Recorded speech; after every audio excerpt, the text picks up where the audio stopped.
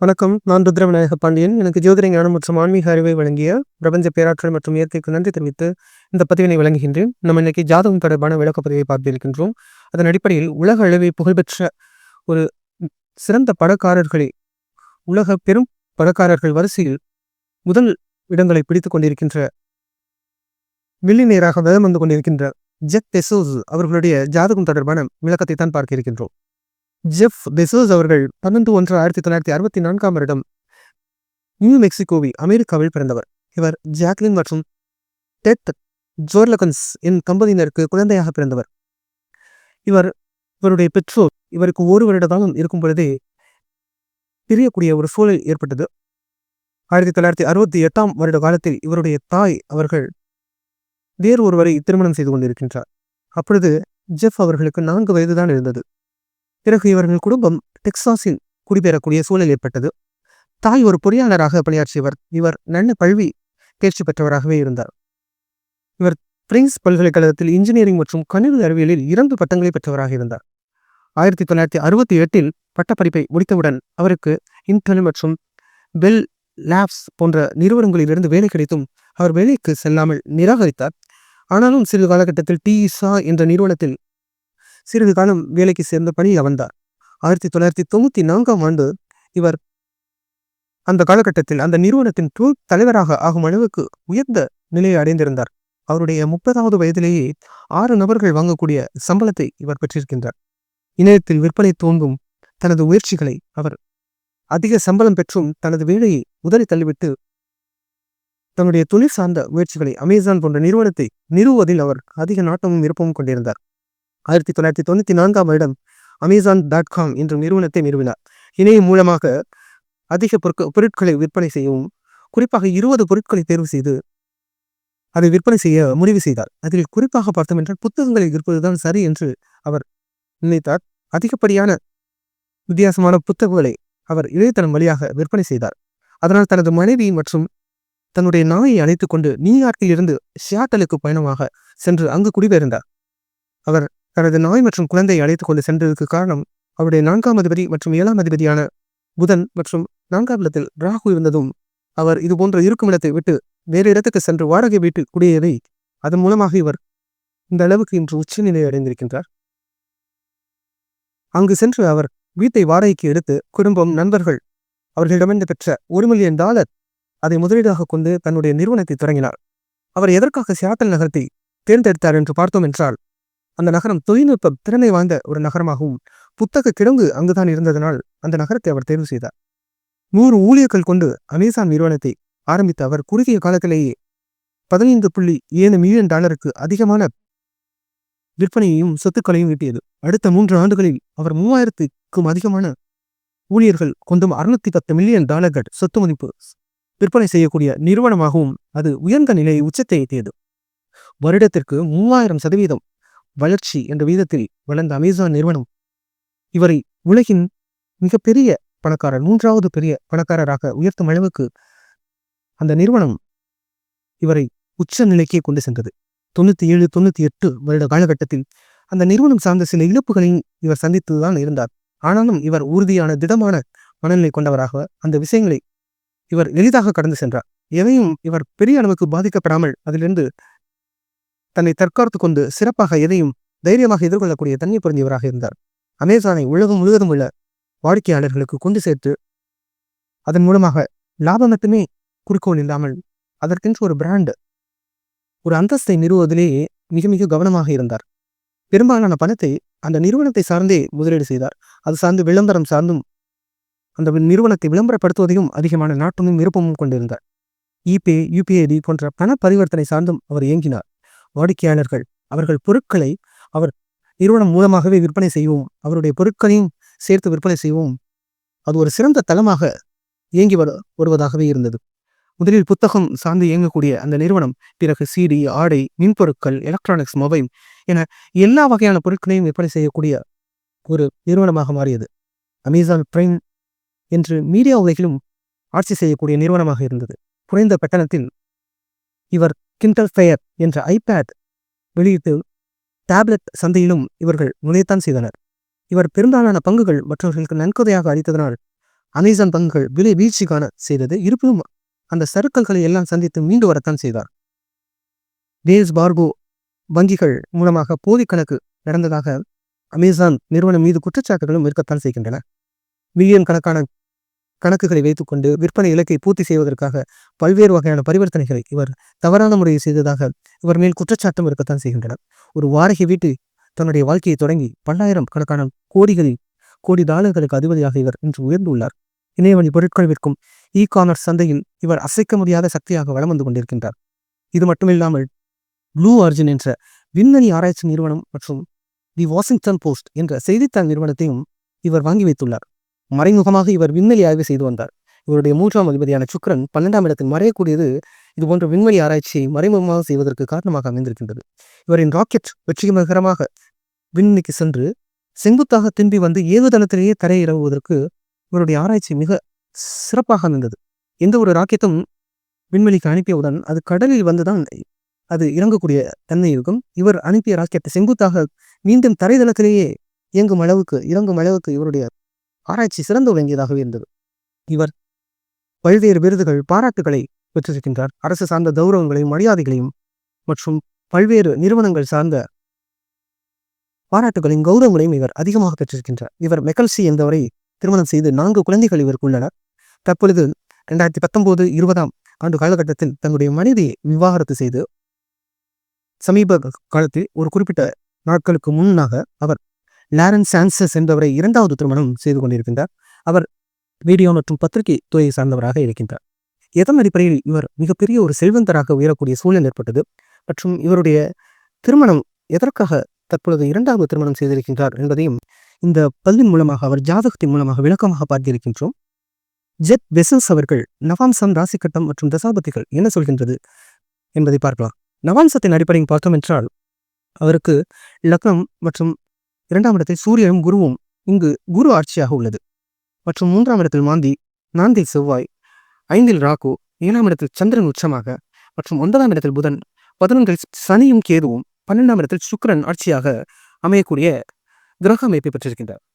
பொதுவாக ஒருவர் காமர்ஸ் போன்ற துறைகளில் சிறந்து விளங்க வேண்டும் என்றால், லாஜிஸ்டிக், வர்த்தகம் போன்று சாதிக்க வேண்டும் என்றால் அவர்களுக்கு புதன், ராகு சிறப்பாக இருக்க வேண்டும் மற்றும் குரு, சந்திரன் எவ்வாறு இருக்கின்றார்கள் மற்றும் 12ஆம் இடம் எவ்வாறு இருக்கின்றது என்பதை பார்க்கணும். 11, 12 இடங்கள் எவ்வாறு இருக்கின்றது என்பதை பார்க்க வேண்டும். மற்றும் இவர் புத்தகம் சார்ந்து அதிகமாக விருப்பம் கொண்டவராக, அதை விற்பனை செய்வதிலேயே அதிக நாட்டம் கொண்டவராக இருந்தார். பொதுவாக 2ஆம் இடம் என்பது குடும்பம், புத்தகம், பள்ளிக்கல்வி போன்ற அமைப்புகளை சுட்டிக்காட்டும். 2ஆம் இடத்தில் குரு ஆட்சியாகவே சூரியனுடன் சேர்ந்திருப்பதனால் இவர் புத்தகம் சார்ந்த ஆர்வம், நாட்டம், அது சார்ந்த விற்பனை செய்ய வேண்டும் என்ற நோக்கம் எதன் அடிப்படையில் என்றால், இங்கு 2ஆம் இடத்தில் குரு ஆட்சியாக இருக்கின்றார். அவர் 10ஆம் அதிபதி என்பது தொழில் ஸ்தானத்தை குறிக்கும். இந்த 10ஆம் அதிபதியும் 2ஆம் இடத்திலே வருவது அவர் புத்தகம் சார்ந்த பொருட்களை விற்பனை செய்ய வேண்டும் என்ற நாட்டமும் விருப்பமும் அவருக்கு இயல்பாகவே இருந்திருக்கின்றது. மற்றும் இவர் விண்வெளி சார்ந்த ஆராய்ச்சிகள் செய்வதற்கு 12ஆம் இடத்தில் சுக்கிரன் ஆட்சியாக இருப்பது இதுபோன்ற நவாம்சம் சில தன்மைகளை சுட்டிக்காட்டத்தான் செய்கின்றது. ராசிக்கட்டமே அவருடைய முழுமையான பலன்களை சிறப்பாக எடுத்துரைக்கும். ராசிக்கட்டம் சார்ந்து பார்க்கும்பொழுது இவர் ஞாயிற்றுக்கிழமையில் 3, 2ஆம் பாதம் நட்சத்திரத்தில் தனுசு ராசியில் மீனம் லக்னத்தில் பிறந்திருக்கின்றார்.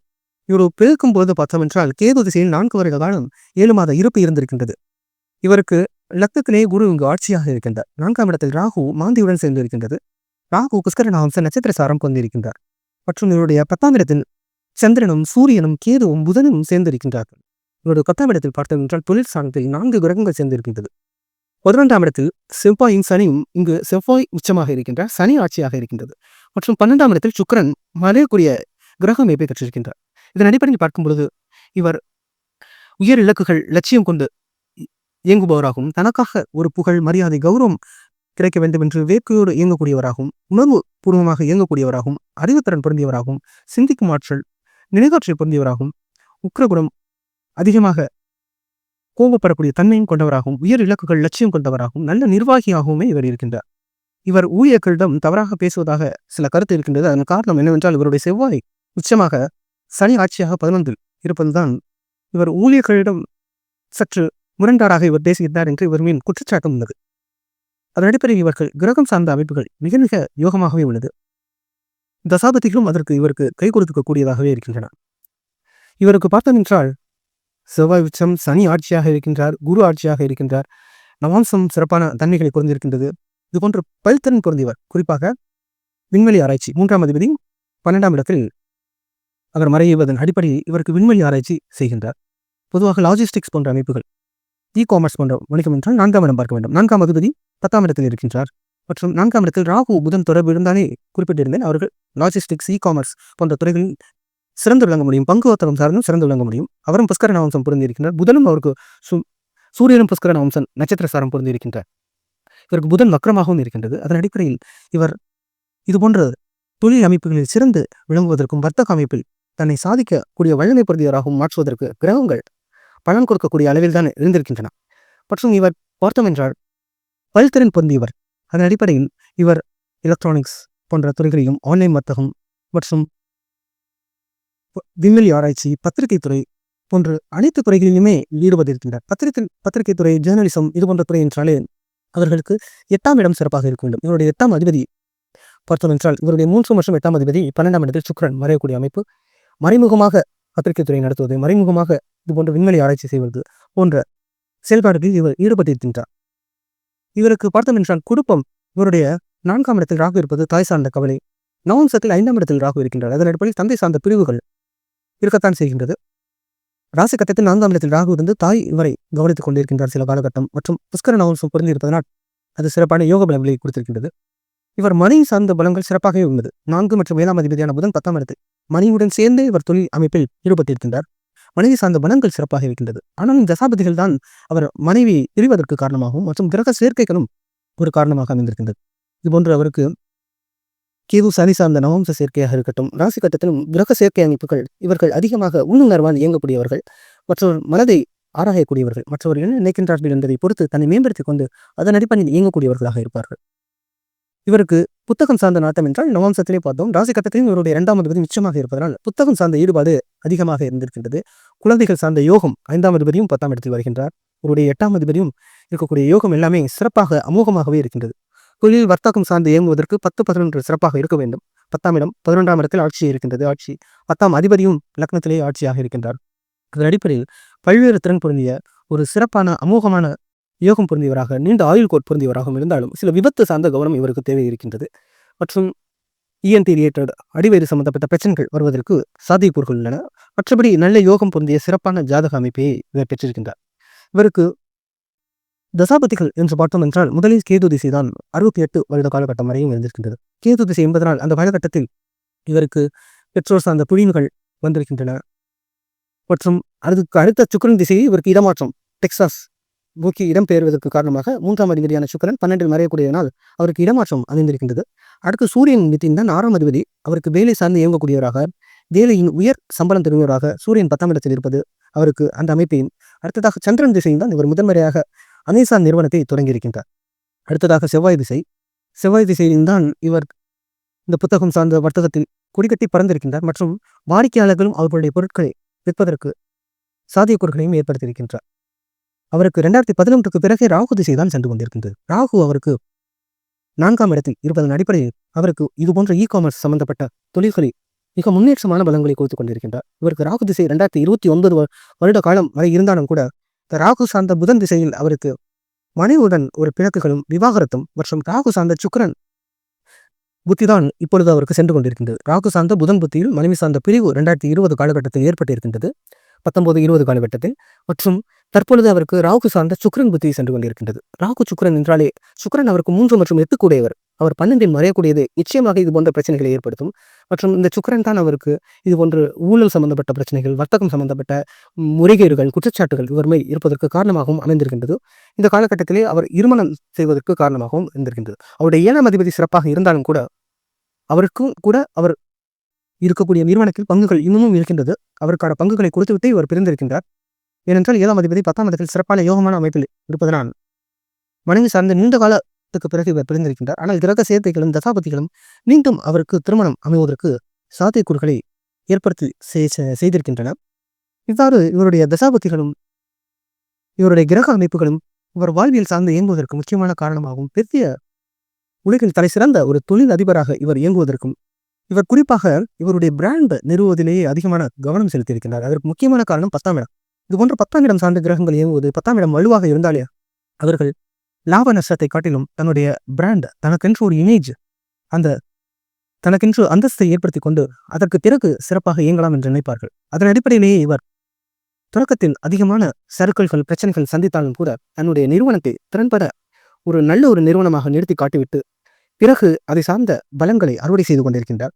இவருக்கு வரக்கூடிய ராகு தசா 2029 வரை இருக்கின்றது. பிறகு குரு பசா, அவரும் 10ஆம் அதிபதியே லக்னத்திலே ஆட்சியாக இருப்பதனால் காலகட்டமும் சிறப்பாக இருக்கின்றது. மேலும் இது போன்ற தொழில் சார்ந்த வர்த்தகம் சார்ந்த தொழில் சாதிப்பார் என்று. இருப்பினும் குரு அவர் இருக்கக்கூடிய இடத்துக்கு சில பிரச்சனைகளை கொடுப்பார். இருந்தாலும் கூட இவருக்கு 10ஆம் அதிபதியாக அவர் இருப்பதனால் ஆட்சியாக இருப்பதனால் நல்ல பலன்களை தர தயாராக இருக்கின்றார். இவரை போன்றவர்களை நாம் தொழில் சார்ந்த ஒரு முன்னுதாரணமாக எடுத்துக்கொண்டு வர்த்தகத்துறையில் நம்மாலும் சாதிக்க இயலும் என்பதற்கு இவருடைய ஜாதகம் மிகச்சிறந்த எடுத்துக்காட்டு. மீண்டும் இது போன்ற ஜாதகம் ஜோதிடம் தொடர்பான விளக்கப்பதிவை உங்களை விரைவில் சந்திக்கின்றேன். புதியுள்ள காலமெல்லாம் புகழோடு வாழ்ந்திடுவீர். மையகம் செழிக்க வாழ்க்கை வளமுடன்.